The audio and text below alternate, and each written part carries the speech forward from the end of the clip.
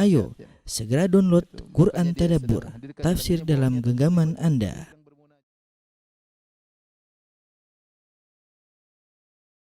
Bismillahirrahmanirrahim. Assalamualaikum warahmatullahi wabarakatuh. Alhamdulillahi ala ihsani wa syukru lahu ala taufiqi wa amtinani. Asyhadu an la ilaha illallah wahdahu la syarika lahu ta'ziman li sya'nihi wa asyhadu anna Muhammadan abduhu wa rasuluhu da'ila ridwani. Allahumma salli alaihi wa ala alihi wa ashabi wa ikhwani. Ikhwan akhwat para jamaah Masjid Tarbiyah yang dirahmati Allah Subhanahu wa taala, kita lanjutkan bahasan kita tentang Sirah Nabawiyah, dan kita pada pekan lalu telah membahas tentang Fatu Makkah, yaitu penaklukan kota Mekah, ya. Sudah kita jelaskan bagaimana pengkhianatan Quraisy yang bekerja sama dengan Banu Bakar sehingga membunuh sebagian dari Khuza'ah, sekitar ada 20 orang, yang Khuza'ah merupakan sekutu dari kaum muslimin dalam perjanjian Al-Hudaybiyah. Akhirnya kabilah Khuza'ah melaporkan kepada Nabi SAW, dan akhirnya Nabi SAW mempersiapkan pasukan untuk menyerang kota Mekah, sebagaimana pada pekan lalu telah kita bahas.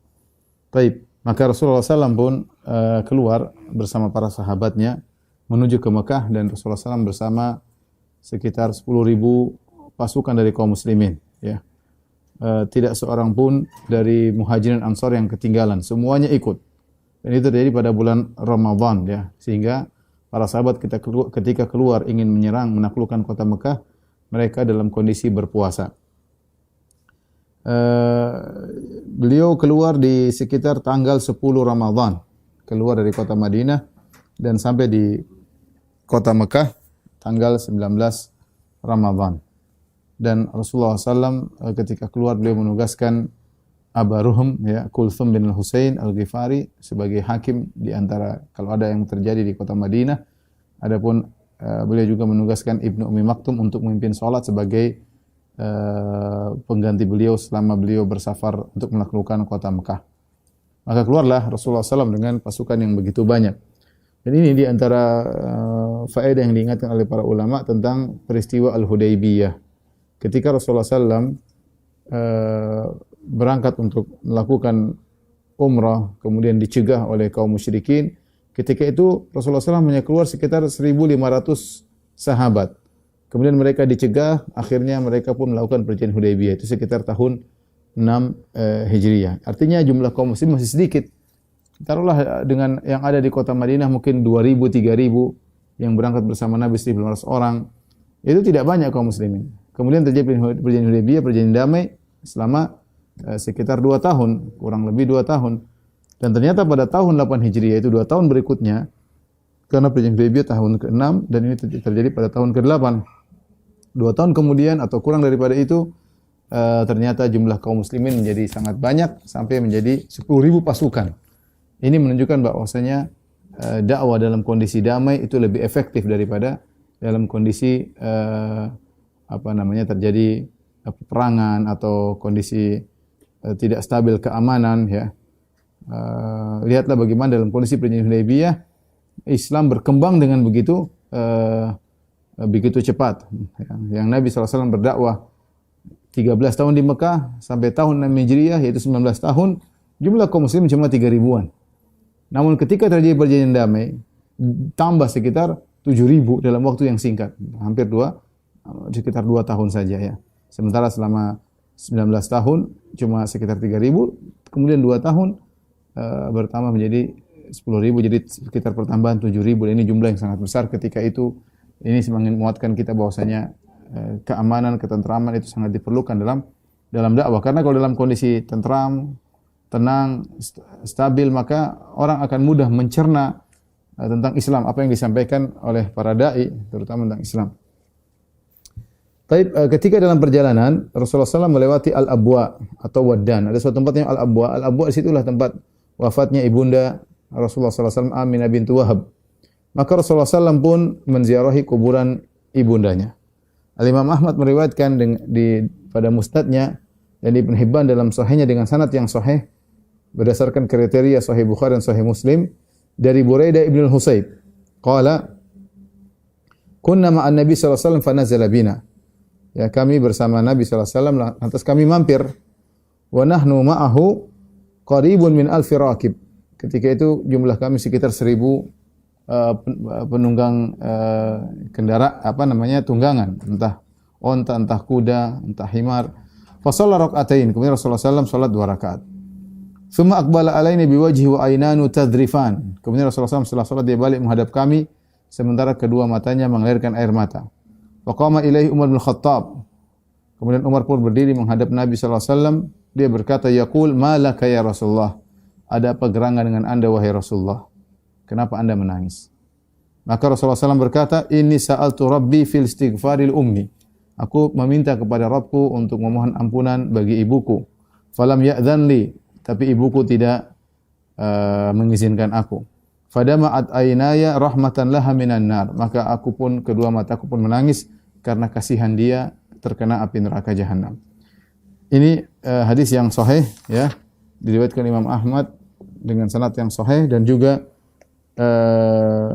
diriwayatkan oleh Ibn Hibban dengan sanad yang sahih dari sahabat Buraid bin Husayb.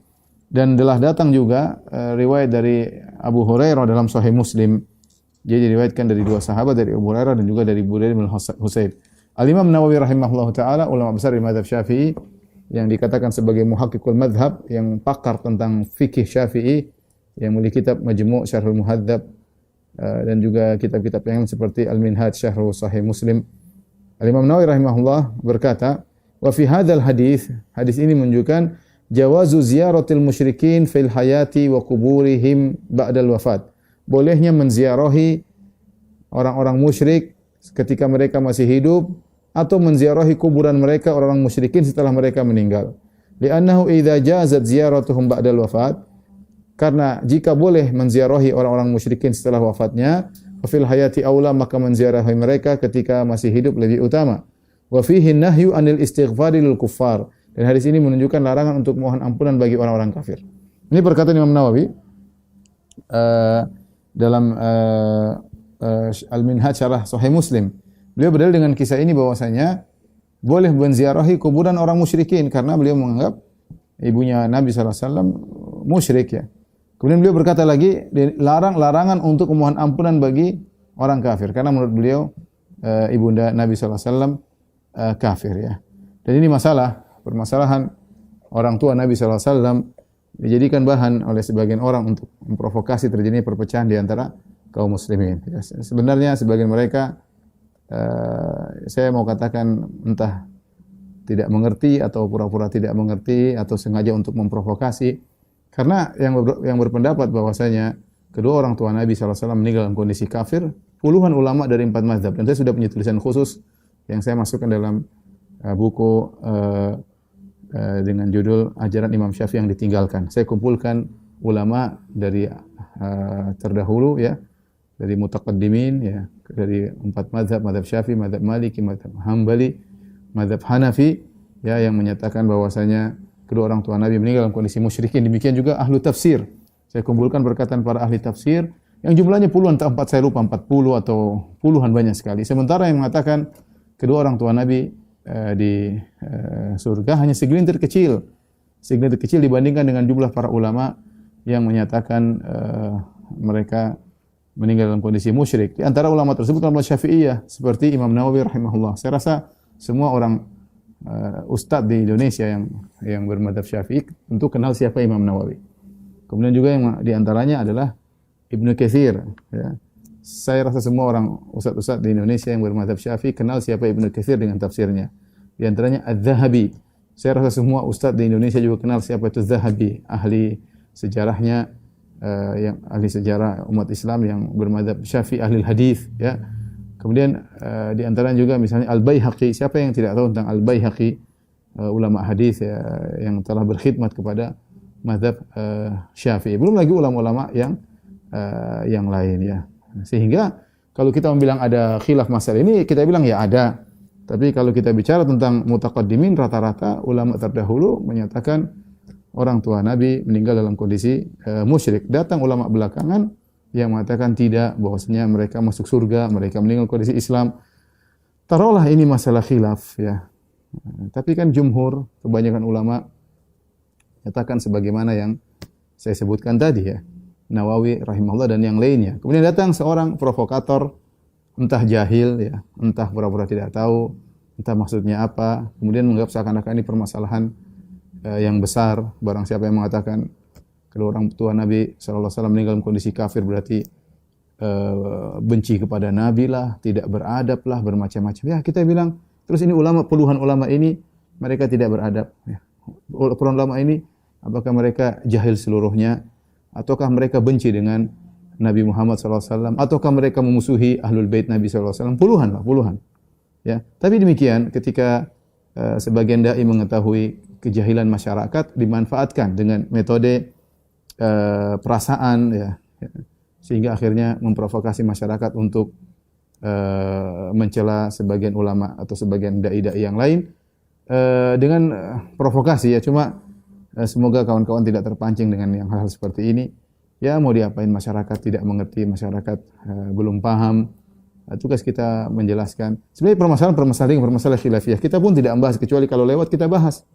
Tapi ketika ada sebagian provokator yang mengangkat masalah-masalah ini seakan-akan membuat kebencian ya di antara kaum muslimin. Padahal permasalahan ini khilaf ulama, bahkan jumhur ulama mayoritas ya.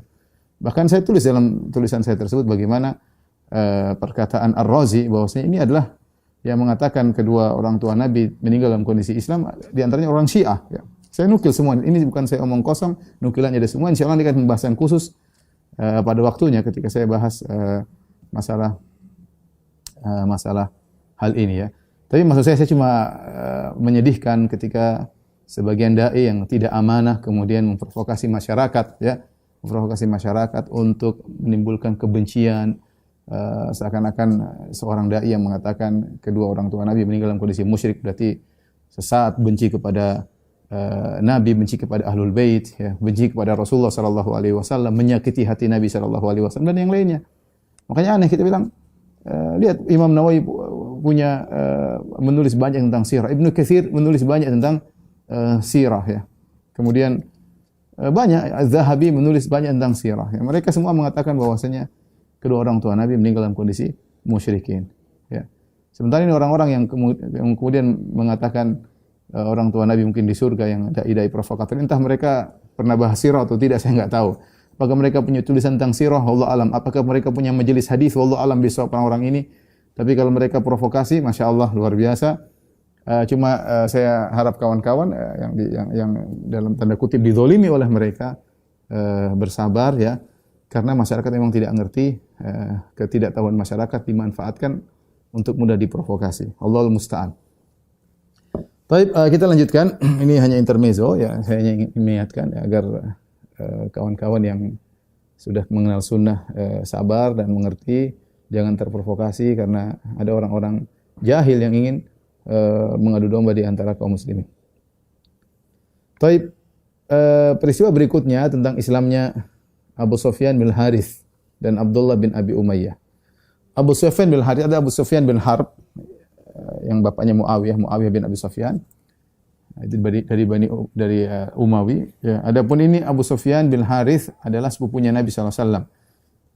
Namanya Abu Sufyan ibn al-Harith bin Abdul Muttalib. Abdul Muttalib punya anak, di antaranya Al-Harith, di antaranya Abdullah bapaknya Nabi sallallahu alaihi wasallam, di antaranya Al-Abbas pamannya Nabi, di antaranya Hamzah. Bahkan kalau tidak salah termasuk anak yang besar, paling besar Al-Harith. Dia punya anak namanya Abu Sufyan. Abu Sufyan. Kemudian juga adalah Abdullah bin Umayyah. Abdullah bin Abi Umayyah. Abdullah bin Abi Umayyah adalah juga sepupu Nabi sallallahu alaihi wasallam, karena Abdullah bin Abi Umayyah ibunya adalah Atikah bintu Abdul Muttalib. Atikah bintu Abdul Muttalib yaitu tantenya Nabi sallallahu alaihi wasallam. Kemudian juga Abdullah bin Abi Umayyah punya saudari namanya Ummu Salamah, dan Ummu Salamah istri Nabi sallallahu alaihi wasallam ya. Jadi ini kedua orang ini kerabat Nabi dan ingin masuk Islam. Akan tetapi Nabi di awal tidak mau menerima Islam mereka karena begitu kerasnya permusuhan mereka kepada Rasulullah sallallahu alaihi wasallam ya. Abu Sufyan misalnya, Abu Sufyan bin Harith, dia sering membuat hija, yaitu syair-syair untuk mencela Rasulullah sallallahu alaihi wasallam ya, sampai akhirnya syair-syair dia dibantah oleh Hasan bin Thabit. Hasan bin Thabit radhiyallahu ta'ala anhu, penyairnya Rasulullah sallallahu alaihi wasallam yang membantah Abu Sufyan bin Harith. Ya, demikian juga Abdullah bin Abi Umayyah, ya, yang keras sering mengganggu Nabi sallallahu alaihi wasallam, ya.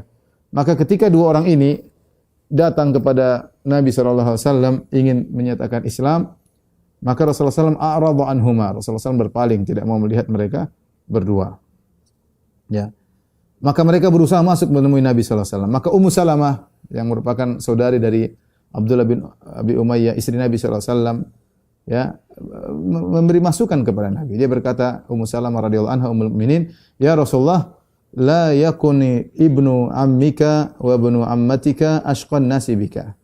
Ya Rasulullah, jangan sampai ibnu ammik, yaitu maksudnya Abu Sufyan bin Harith, ya, sepupumu, putra dari pamanmu, dan juga ibnu ammatik, putra dari bibimu, maksudnya Abdullah bin Abi Umayyah, karena Abdullah bin Abi Umayyah ibunya adalah Atikah bintu Abdul Muttalib, tante Nabi sallallahu alaihi wasallam. Jangan sampai putra pamanmu dan putra tantemu merupakan orang yang paling merugi, ya, yang paling celaka dengan engkau, artinya yang paling sial, tidak beriman dengan engkau, ya.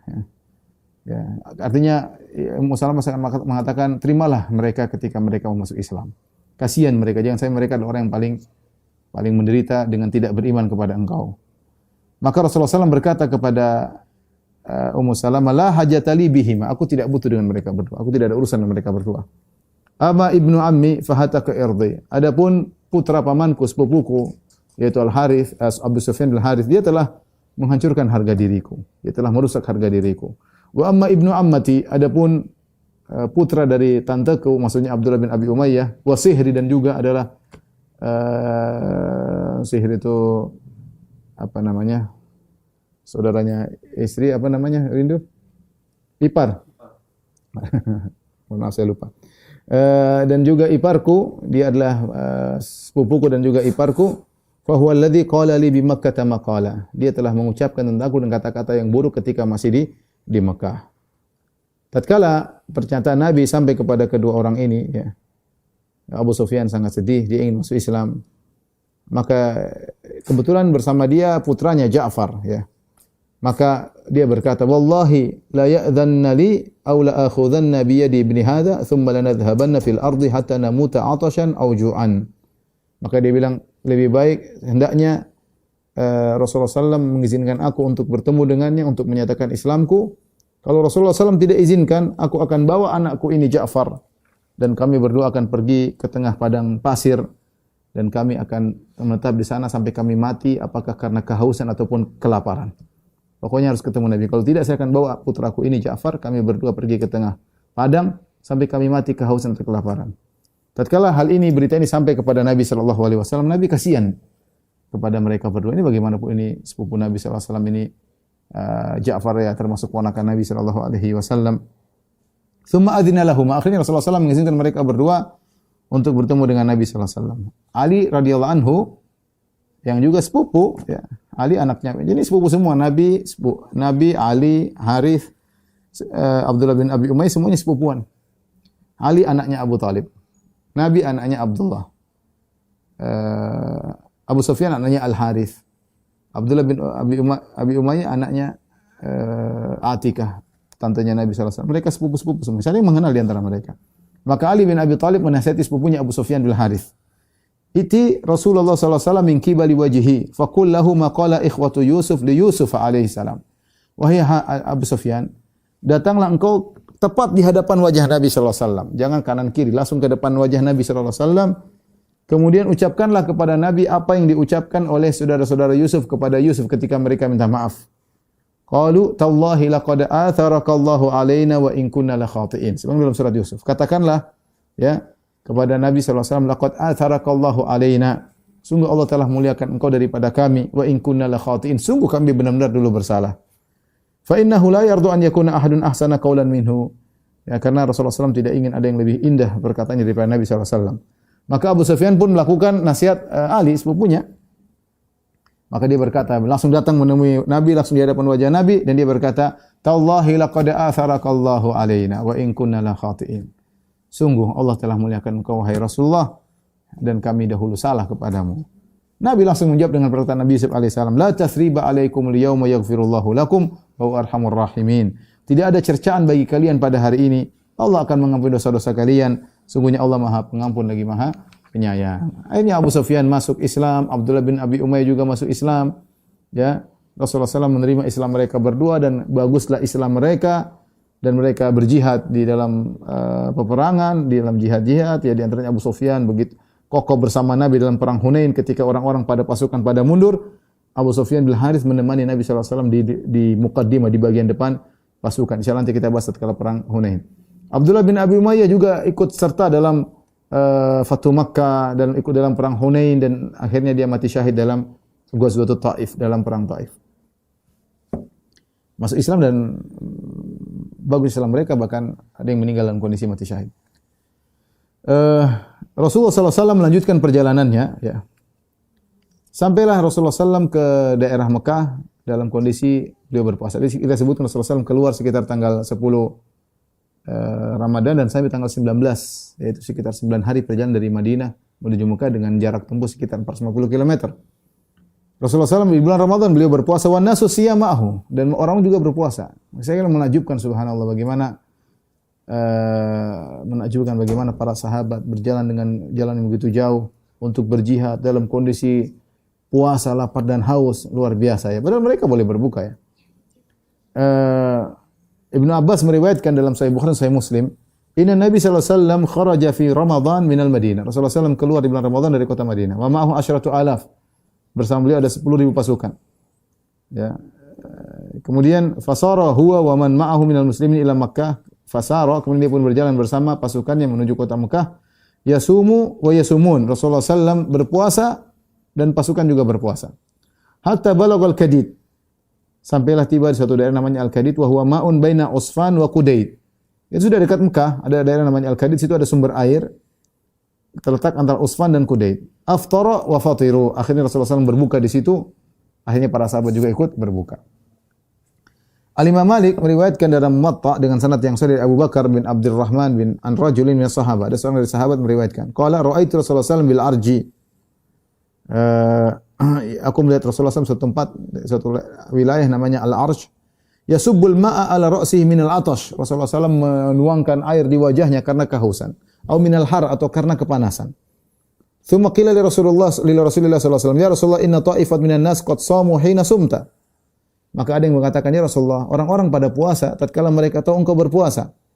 Qala falamma kana Rasulullah sallallahu alaihi wasallam bil Kadid da'a bi qadahin fasyariba fa aftaran nas. Maka Rasulullah melanjutkan perjalanan ketika sampai di Kadid, tempat tadi antara Usfan dengan Qudayd, maka Rasulullah SAW minta didatangkan secangkir minuman, kemudian Rasulullah SAW minum di hadapan para sahabat. Mereka lihat di siang hari bulan Ramadan Rasulullah SAW minum. Akhirnya orang-orang pun pada berbuka, Rasulullah SAW buka puasa. Dalam riwayat yang lain, hatta balagha Usfan, tatkala Rasulullah sampai ke Usfan, tsumma da'a bi ina'in. Rasulullah SAW minta didatangkan cangkir atau tempat minum. Fasyariba naharon liyarahun nas. Maka Nabi minum siang bolong agar orang-orang semuanya melihat beliau. Tsumma aftaru hatta dakhala Makkah. Maka Rasulullah SAW berbuka sampai Rasulullah masuk ke dalam kota Mekah. Wa aftataha Makkah fi Ramadan. Rasulullah menaklukkan kota Mekah di bulan Ramadan. Demikian juga hadis riwayat oleh Abu Sa'id Al-Khudri.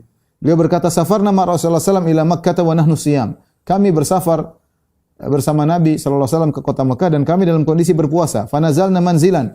Kami mampir suatu tempat. Faqala Rasulullah SAW berkata, ini kenapa Rasulullah SAW suruh berbuka? Ada maslahat. Lagian mereka juga bersafar. Kata Rasulullah SAW, innakum qad danautum min aduwikum wal fitru aqwalakum. Sungguhnya kalian sudah dekat dengan musuh-musuh kalian dan dengan berbuka lebih membuat kalian lebih kuat. Ya. Sebelumnya dalam perjalanan yang jauh Rasulullah SAW tetap berpuasa. Ketika sudah sampai di Mekah, sebentar lagi saya Mekah, akan bertemu dengan musuh, maka Rasulullah SAW melihat harus memiliki kekuatan. Kalau tidak memiliki kekuatan, bagaimana mau berperang, bagaimana berjihad? Maka Rasulullah SAW mengatakan, innakum qad danautu min aduwikum. Kalian sudah dekat dengan musuh kalian. Wal fitru aqwalakum, maka berbuka lebih menguatkan bagi kalian. Maka ini rukhsah, ya. Namun tidak wajib ketika itu. Apa kata Abu Sa'id Al-Khudri? Faminna man shama wa minna man aftar. Subhanallah.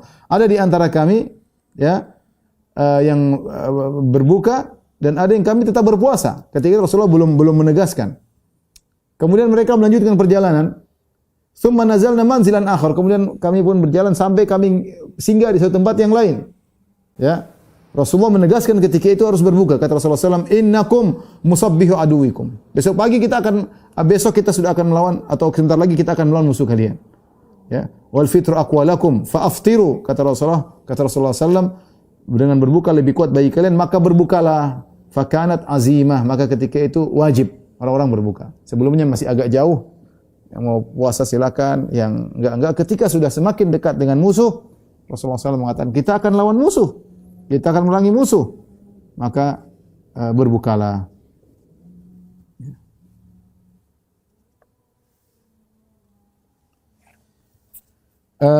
Kemudian para sahabat ketika sampai di Marri Dhahran, mereka ada kebetulan melewati pohon-pohon siwak ya. Yajnuna thamaral kabath. Mereka pun mencari buah-buahan dari kabath. Kabath itu kayu siwak, ada buahnya.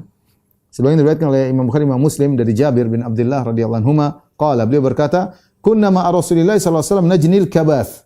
Kami bersama Nabi sallallahu alaihi wasallam kami ngambil buah-buah yang ada di pohon-pohon siwak. Qala Rasulullah sallallahu alaihi wasallam, "Alaikum bil aswad minhu." Hendaknya kalian mencari buah yang warna hitam. Fa innahu atyabuhu, karena buah yang warna hitam dari buah-buah yang ada itu yang paling enak. Qala, kami berkata, "Qulna, akunta tar'al ghanam ya Rasulullah?" Kok Anda tahu buah yang hitam lebih enak daripada yang lain? Apakah Anda pernah mengembalakan kambing?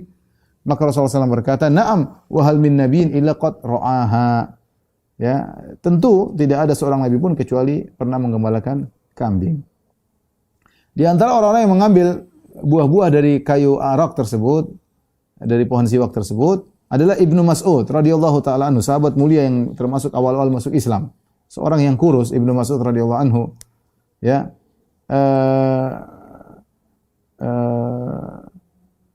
Kemudian para sahabat melihat ya, ketika Ibnu Mas'ud sedang naik di atas pohon, rupanya betisnya tersingkap.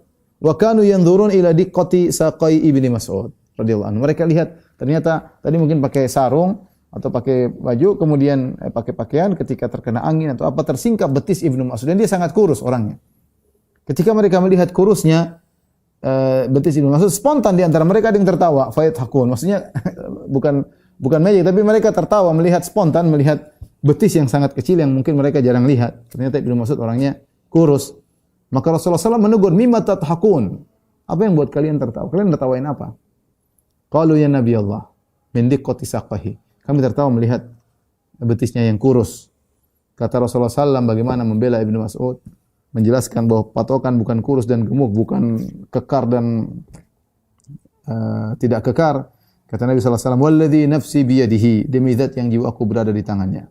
"Lahuma asqalu fil mizani min Uhud." Sungguh dua betis Ibnu Mas'ud lebih berat di timbangan di mizan pada hari kiamat kelak daripada gunung Uhud. Ya.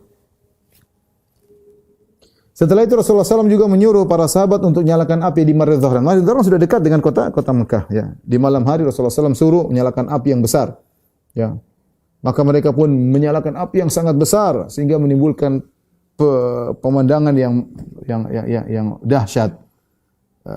Semua tanah begitu luas dipenuhi dengan api. Ya. Dan Rasulullah SAW menugaskan Umar sebagai penjaga di malam hari tersebut. Dan ada kisah sebelumnya, sebelum Nabi sampai ke Mekah, ketika Nabi baru sampai ke Juhfah, beliau bertemu dengan Abbas bin Abdul Muttalib. Al-Abbas bin Abdul Muttalib ketika itu keluar bersama keluarganya untuk berhijrah ke kota Madinah. Dia enggak tahu kalau Nabi SAW ternyata sudah keluar dari kota Madinah menuju Mekah untuk memerangi penduduk kota Mekah. Karena pengkhianatan yang mereka lakukan. Al-Abbas enggak tahu, karena Rasulullah, sebagaimana kita sampaikan pada pekan lalu, Rasulullah SAW berdoa, "Ya Allah, ambillah mata-mata orang Quraisy." Sehingga orang mata-matanya orang Quraisy yang mereka suruh kirim melihat-lihat, mereka enggak tahu. Benar-benar Allah tutup mata mereka sehingga mereka tidak melihat. Ketika Nabi SAW keluar dari Madinah menuju Mekah, penduduk Mekah tidak tahu. Di antaranya pamannya Al-Abbas bin Abdul Muttalib. Al-Abbas bin Abdul Muttalib yang menakjubkan. Dia paman Nabi, dia baik sama Nabi, dia sering memberi kabar kepada Nabi SAW. Dia tidak masuk Islam, masuk Islamnya belakangan. Ya. Ada khilaf di kalangan para ulama kapan dia masuk Islam. Tapi yang jelas ketika perang Badar, dia termasuk yang ditawan. Tawanan dari orang-orang musyrikin Mekah termasuk ditawan oleh kaum muslimin. Dan dia termasuk orang yang menebus dirinya dengan harga yang mahal.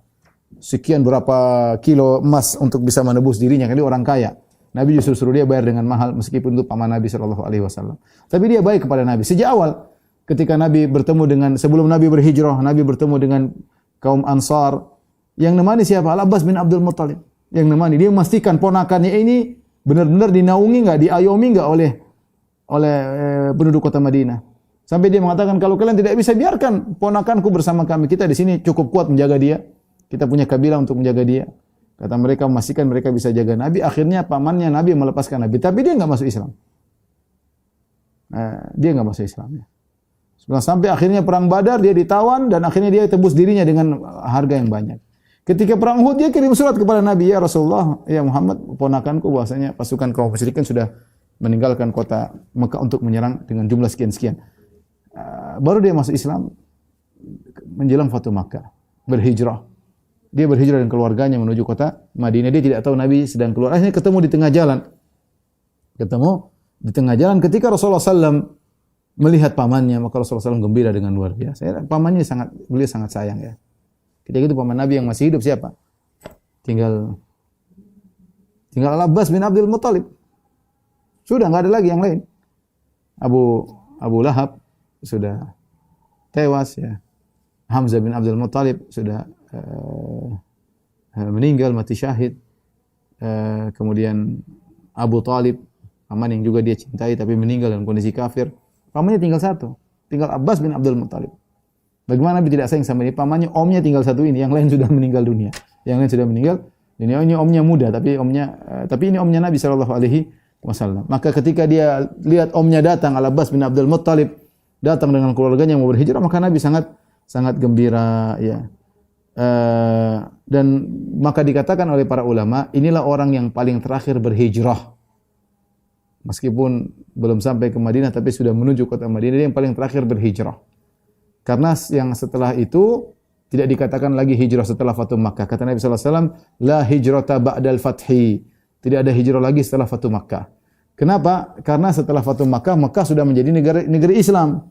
Kalau hijrah itu dari negeri kafir ke negeri Islam, dari Mekah menuju Madinah. Ketika Nabi sudah menaklukkan kota Mekah, maka orang yang pergi dari Mekah menuju Madinah tidak dikatakan hijrah. Kenapa? Mekah sudah negeri Islam.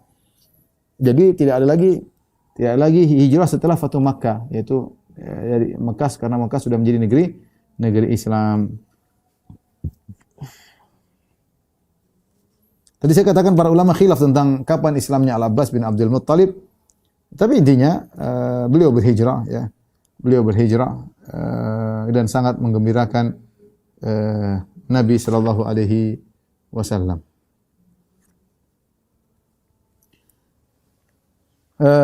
Orang-orang Quraisy mereka mulai mencari-cari berita. Nabi sudah dekat ya. Allah sudah mengambil mata-mata mereka, tidak ada kabar dari mata-mata mereka, semua matanya ditutup oleh Allah Subhanahu wa taala. Sehingga tidak ada kabar yang sampai, padahal Nabi sudah keluar lama. Bayangkan dari Madinah menuju Mekah, harusnya mungkin baru hari pertama keluar sudah ketahuan. Ada mata-mata yang sampaikan. Kalau enggak hari pertama, hari kedua lah, hari ketiga. Ini sudah hari berhari-hari, mungkin sudah sepekan. Kok belum ada kabar sampai kepada mereka? Ya. Tidak ada kabar sama sekali. Mereka tidak tahu apa yang harus mereka lakukan. Akhirnya mereka mengutus Abu Sufyan, suruh cari kabar. Mereka berkata, "In laqita Muhammadan fakhudhana minhu amanan." Kalau kau ketemu Muhammad, mintalah pengamanan untuk kami darinya. Artinya beri pengamanan bahwasanya mereka diamankan oleh Nabi sallallahu alaihi wasallam. Maka berangkatlah Abu Sufyan bersama orang-orang mulia, di antaranya Hakim bin Hizam. Hakim bin Hizam ponakannya Khadijah. Budail bin Warqa ya. 3 orang mereka mencari kabar tentang Rasulullah sallallahu alaihi wasallam. Suatu malam Rasulullah SAW pernah berkata ketika sudah mendekat dengan kota Mekah ya.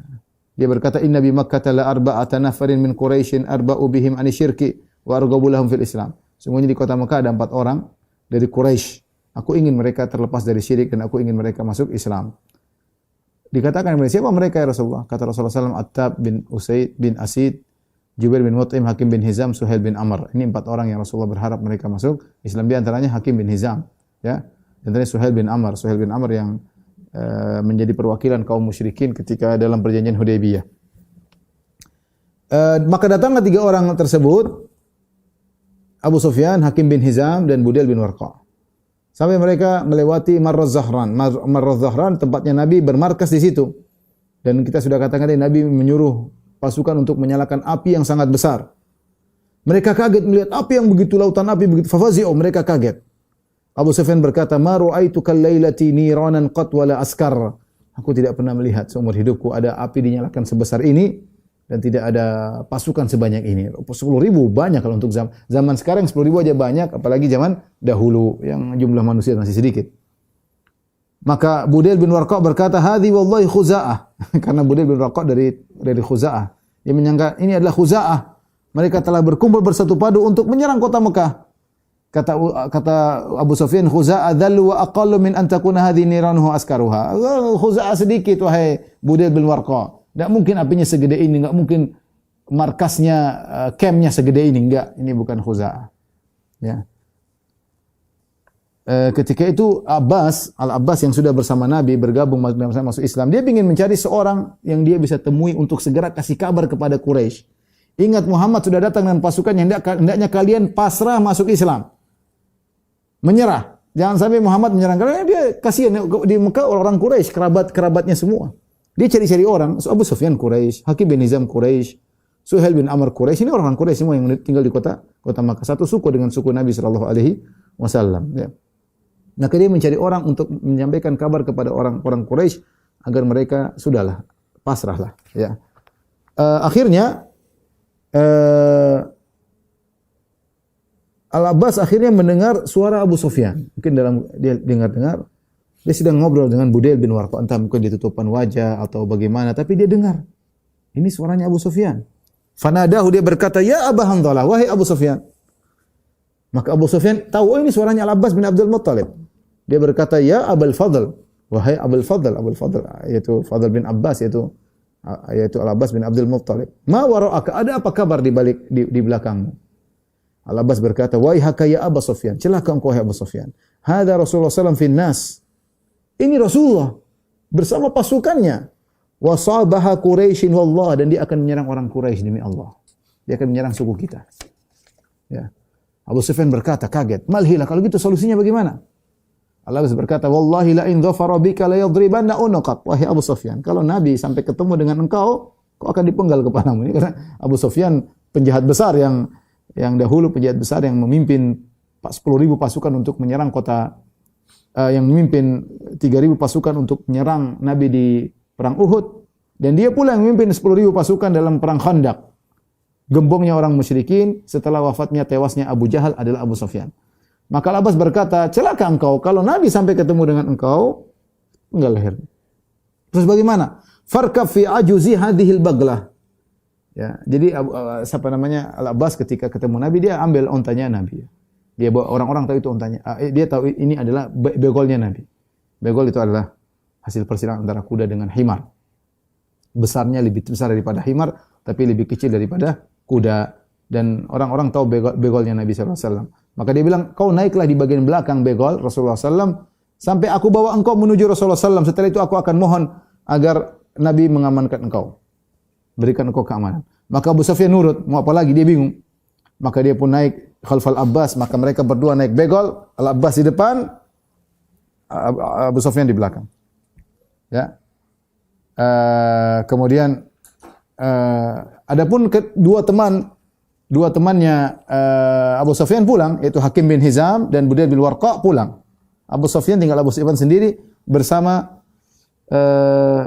Al-Abbas. Maka Al-Abbas berkata, "Faji'tu bihi." Aku pun bawa itu Abu Sufyan. Orang semua jengkel sama Abu Sufyan. Ini penjahat besar. Setiap melewati api kaum muslimin, mereka bertanya, "Man hadza?" Ya. Ini siapa yang lewat naik ontanya Rasulullah? Ketika mereka melihat begolnya Rasulullah. Ketika melihat, oh begolnya Rasulullah yang naik, berarti Al-Abbas pamannya. Oh itu pamannya Nabi, biarin. Lewat lagi. Ketemu lagi sekelompok kaum muslimin, siapa ini lewat pakai begol? Berdua. Oh itu ontanya Rasulullah. Oh berarti itu pamannya, karena mereka tahu pamannya pinjam ontanya Nabi sallallahu alaihi wasallam. Sampai mereka melewati Umar bin Khattab. Faqala man hadza? Umar pun tanya, "Ini siapa ini?" wa qama ilayya. Umar pun berdiri berjalan menuju ke Al-Abbas. Dia tahu Al-Abbas, ternyata belakangnya ini siapa? Abu Sufyan. Ini penjahat besar. Ketika dia melihat Abu Sufyan di bagian belakang, dia berkata, Abu Sufyan, aduwullah, ini Abu Sufyan musuhnya Allah. Maka dia mengatakan, alhamdulillahilladzi amkana minka bi ghairi aqlin wala ahdin.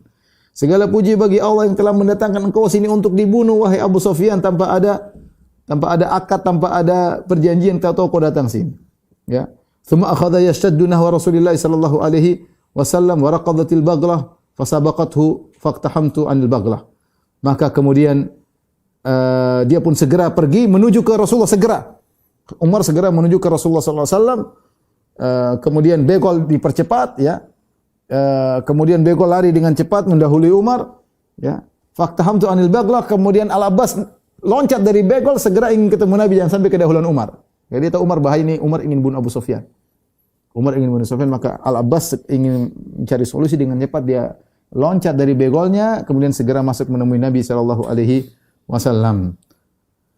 Aku pun segera menemui Nabi, kemudian Umar muncul belakangan. Umar langsung berkata, "Ya Rasulullah, hadza Abu Sufyan. Qad amkana Allahu minhu bi ghairi aqdin wala ahdin, fada'ni fala adrib unuqahu." Ya Rasulullah, Abu Sufyan, Allah telah memudahkan kita untuk menguasainya, ya, tanpa perjanjian, tanpa akad. Fada'ni fala adrib unuqahu. Biarkan aku penggal lehernya, ya Rasulullah. Nah, ini penjahat besar yang dulu bikin masalah di perang Uhud, bikin masalah perang Khandaq, ini pimpinannya. Fakultu, Al-Abbas bela. Al-Abbas berkata, "Ya Rasulullah, inni qad ajartuhu." Ya Rasulullah, aku sudah masuk Islam dan aku telah memberi pengamanan kepada Abu Sufyan.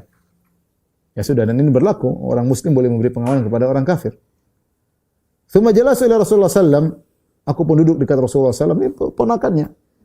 Al-Abbas pamannya. Aktsara Umar fi sya'ni Abi Sufyan. Maka Umar ngomong terus, "Ya Rasulullah, biar aku penggal lehernya. Ini Umar begini, ini Abu Sufyan begini, biar aku penggal lehernya."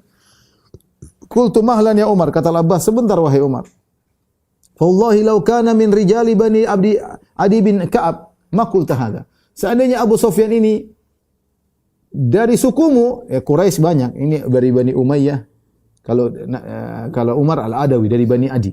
Seandainya Abu Sufyan dari sukumu, dari Bani Adi bin Ka'ab, kau tidak akan ngomong seperti ini, ingin membunuhnya. Walakinnaka qad arafta annahu min rijali Bani Abdi Manaf. Tapi kau tahu bahwasanya Abu Sufyan dari keturunan Bani Abdul Manaf. Makanya kau begitu. Kata Al-Abbas bin Abdul Muttalib kepada Umar. Kata Umar, bukan masalah suku. Kata Umar, mahlan ya Abbas. Umar juga menghormati Abbas pamannya Nabi. Dia mengatakan, mahlan ya Abbas. Sebentar wahai Abbas. Bukan itu maksudku. Bukan karena suku-suku ya.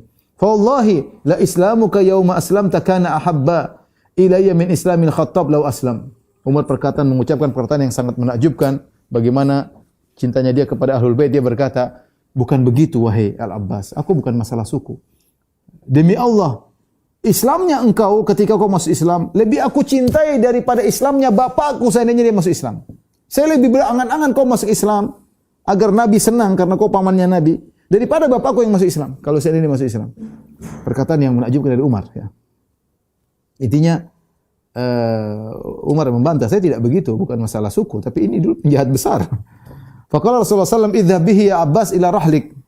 Bawa Abbas, bawa Abu Sufyan ke tempat kemahmu. Fa idza asbahta fa'tini bihi. Kalau sudah pagi bawa Abu Sufyan kemari. Rasulullah melihat kondisi agak Umar lagi emosi dan yang lain. Kata Al-Abbas, maka aku pun bawa Abu Sufyan kepada di kemahku, maka dia pun tidur bersamaku. Tatkala tiba pagi hari, aku segera datang menemui Rasulullah sallallahu alaihi wasallam. Tatkala Rasulullah SAW sambil bawa Abu Sufyan, ketika Rasulullah melihat Abu Sufyan di pagi hari, Rasulullah berkata, "Waihaka ya Abu Sufyan, celaka engkau ya Abu Sufyan. Alam ya'ni laka an ta'lam annahu la ilaha illallah." Bukankah tiba saatnya sekarang kau tahu tidak ada sembah yang berhak disembah kecuali Allah? Abu Sufyan terima. Bi abi anta wa ummi, ma ahlamaka wa akramaka wa awsalaka. Dia puji Nabi, dia mengatakan, betapa santunnya engkau wahai Muhammad. Betapa baiknya engkau wahai Muhammad. Betapa engkau menyambung silaturahmi Muhammad. Ini sama-sama Quraisy. Sama-sama dari keturunan Banu Abdi Manaf. Cuma kaki mereka beda. Mbah-mbah mereka di atasnya sama. Sama-sama Banu Abdi Manaf. Wallahi laqad dhanantu an law kana ma'allahi ilahun ghairu laqad aghna anni syai'an ba'du. Benar wahai Muhammad. Seandainya ada Tuhan selain Allah, tentu aku sudah tidak seperti ini. Ya. Aku telah dicukupkan oleh Tuhan tersebut, tapi tidak ada. Tidak ada. Sudah, dia sudah ngakui tidak ada sembahan kecuali Allah Subhanahu wa taala. Rasulullah berkata lagi, "Wahai haka ya Abu Sufyan." Celaka engkau wahai Abu Sufyan. "Alam ya'ni laka an ta'lam anni Rasulullah?" Tidakkah tiba waktunya sekarang kau tahu aku ini utusan Allah? Rasulullah. Kata Abu Sufyan, "Ma ahlamaka wa akramaka wa awsalaka." Sungguh santun engkau wahai. Sungguh hilm itu maksudnya memaafkan ketika mampu untuk membalas. Namanya hilm. Di antara sifat Allah adalah Halim. Jadi dia mengatakan, "Ma ahlamaka." Betapa baiknya engkau wahai Muhammad. Kau bisa membunuh aku, kau bisa nyiksa aku, tapi kau maafkan aku. Artinya kalau ingin balas kepada Abu Sufyan gampang. Ini penjahat besar. Maka dan ini ingat ini mertuanya Nabi SAW. Abu Sufyan mertuanya karena Nabi menikah dengan Romlah, Ummu Habibah, bintu Abu Sufyan, bintu Abi Sufyan. Jadi Rasulullah sedang berbicara tentang dengan mertuanya dan mertuanya sedang berbicara tentang dengan menantunya. Tapi Rasulullah berkata, "Wahai haka, celaka engkau wahai Abu Sufyan, wahai mertuaku. Alam ya'nilaka anta alam anni Rasulullah, tidak kau sekarang waktu saatnya tahu aku ini utusan Tuhan, utusan Allah. Yang kau tadi akui bahwa tidak ada sembahan yang berhak disembah kecuali Dia." Maka Abu Sufyan berkata, "Ma ahlamaka wa akramaka wa salak." Ya Muhammad, betapa baiknya engkau, betapa dermawannya engkau, betapa mulianya engkau, betapa engkau menyambung silaturahmi. Amma hadhihi, dan dia jujur, dia memang adapun yang ini, yang tadi saya akui yang pertama, yang ini fa inna fi nafsi minha hatta al-an syai'an. Sampai sekarang saya belum legowo. Saya masih belum bisa terima, kata Abu Sufyan. Dia jujur. Al-Abbas pamannya Nabi berkata, "Wahai hak," yang dia bawa, dia ingin Abu Sufyan masuk Islam. Kata Al-Abbas, "Celaka engkau wahai Abu Sufyan, aslim, masuk Islamlah engkau. Washhad an la ilaha illallah wa anna Muhammadan Rasulullah." Bersaksilah tidak ada sembahan yang berhak disembah kecuali Allah dan bersaksilah Muhammad utusan Allah. Qabla an tudrab unukuk, sebelum kau dipenggal lehermu. Akhirnya Abu Sufyan ada keraguan tadi, dia buang, dia mengatakan asyhadu an la ilaha illallah wa asyhadu anna Muhammadar Rasulullah. Masuk Islam lah. Ya, begitulah. Ya, terkadang orang masuk Islam harus ditegasin sedikit, ya. Dan Rasulullah ingin Abu Sufyan masuk Islam. Bahkan di antara perkataan para ulama kenapa Rasulullah menikah dengan Romlah bintu Abu Sufyan putrinya, berharap Abu Sufyan lebih tokoh Quraisy. Kalau dia masuk Islam, yang lain yang ikut banyak. Maka lihat Al-Abbas cerdas, dia berkata, "Ya Rasulullah, inna Abu Sufyan rajulun yuhibbul fakhr faj'alahu syai'an." Ya Rasul, Abu Sufyan ini orang yang suka dihormati. Dia ingin kebanggaan. Berilah kepada dia sesuatu yang bisa dia banggakan. Nah, ini metode dalam baru masuk Islam, ya, untuk kokohkan Islamnya dia harus merasa dimuliakan. Rasulullah SAW terima ide dari Al-Abbas bin Abdul Muttalib. Maka Rasulullah SAW berkata, "Na'am, saya akan berikan dia kebanggaan." Kata Rasulullah, "Man dakhala dara Abi Sufyan fahuwa amin."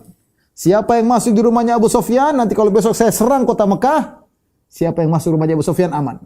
Ini luar biasa kan? Orang-orang pada ketakutan, tiba-tiba ada pengumuman, siapa yang masuk rumahnya Abu Sufyan aman. Berarti kan Abu Sufyan bangga tuh, yang masuk rumah saya aman. Rasulullah yang mengambil hatinya. Wa man dakhalal masjid fahuwa amin. Siapa yang masuk Masjidil Haram aman. Wa man aghlaqa alaihi babahu fahuwa amin. Barang siapa yang masuk rumahnya dia kunci pintunya, maka dia aman, tidak akan diserang.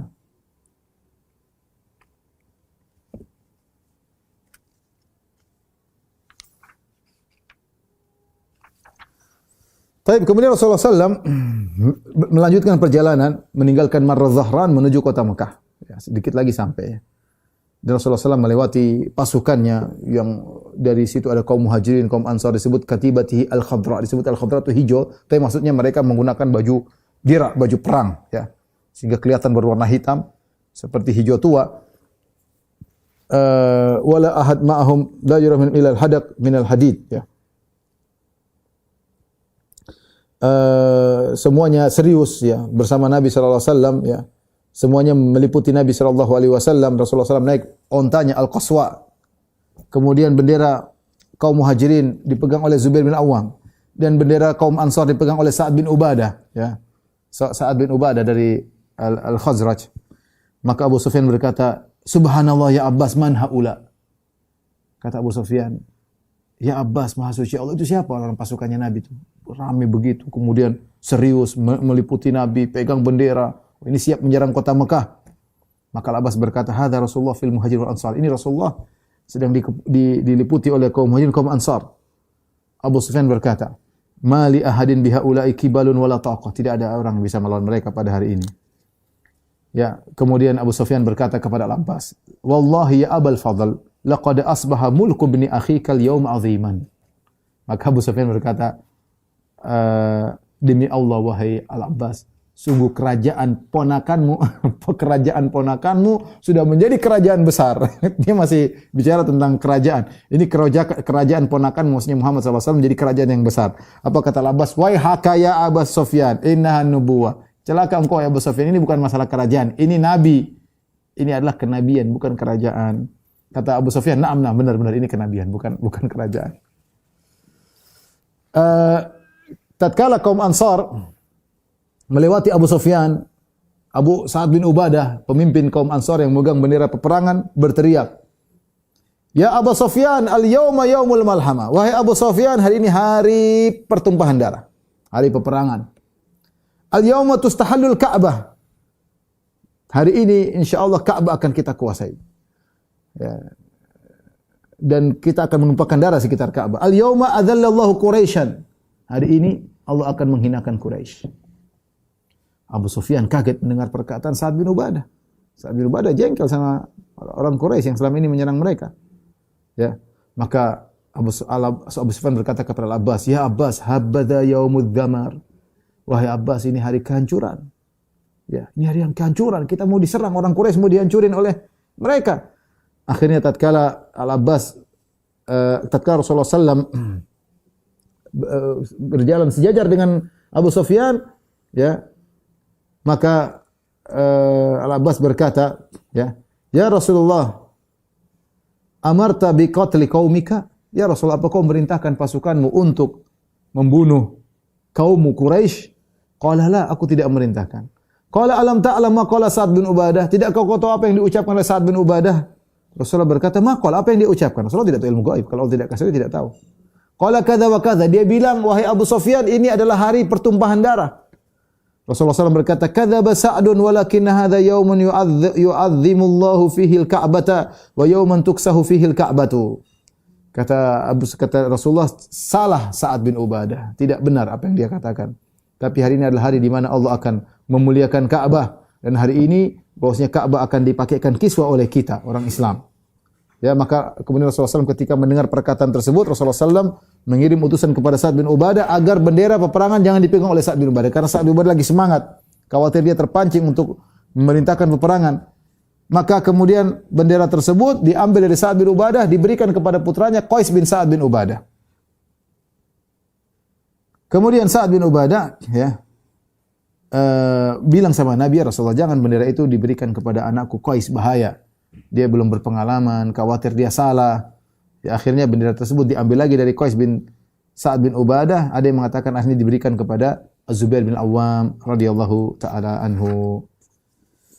Baik, demikian saja ikhwan dan akhwat yang bisa sampaikan pada kesempatan kali ini. Insyaallah kita lanjutkan pekan depan. Wabillahi taufiq wal hidayah. Assalamualaikum warahmatullahi wabarakatuh.